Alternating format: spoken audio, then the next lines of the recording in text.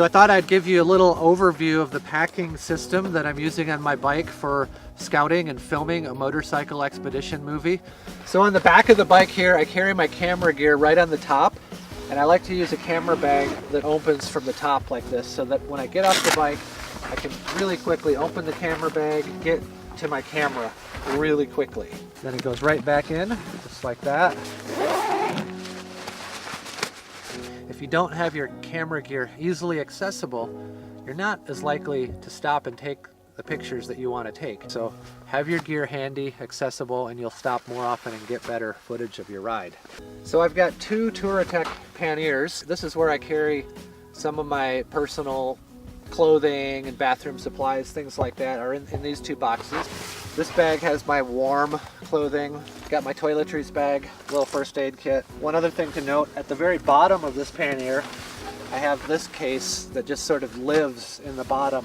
It's got all of my tools, my patch kits, straps, all that kind of hardware and tool stuff just lives right here in this case, and it stays right in the bottom of this pannier, so I always know where it is and that I have it. This is my video tripod. Kind of extreme. A lot of people wouldn't necessarily carry a tripod this big. What I like about this tripod is that you can adjust the level of it very quickly by just rotating this handle on the bottom. It even has a ball level. This is a carbon fiber tripod. It's relatively light. It's got the fluid head so you can do nice smooth pans and tilts. And then I have three things inside of my pannier. I have two of these protected cases, miscellaneous computer supplies. I've got a jet oil stove right here, a little cup to drink out of or to cook something with.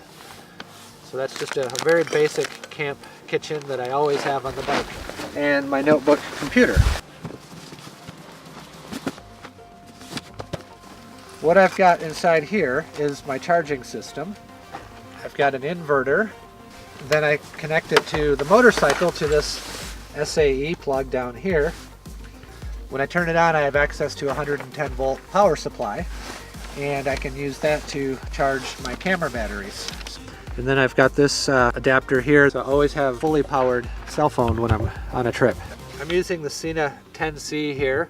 You can talk to your buddies while you're riding, and you can also record the audio from that conversation to the built-in helmet camera. I also use the Sena Prism camera. I like using this one as well because it has more mounting options. That's just very basics about the helmet camera. If you want to learn more about helmet cameras, I've got a whole series of videos called the Helmet Cam Diaries on my YouTube channel, and I encourage you to check that out and see how you can document your trip with just a helmet camera. It's not always all about having as much gear as we like to travel with. You can do some really cool things with just a very minimal setup, and that's what I'm trying to show you in the Helmet Camera Diaries, so check that out.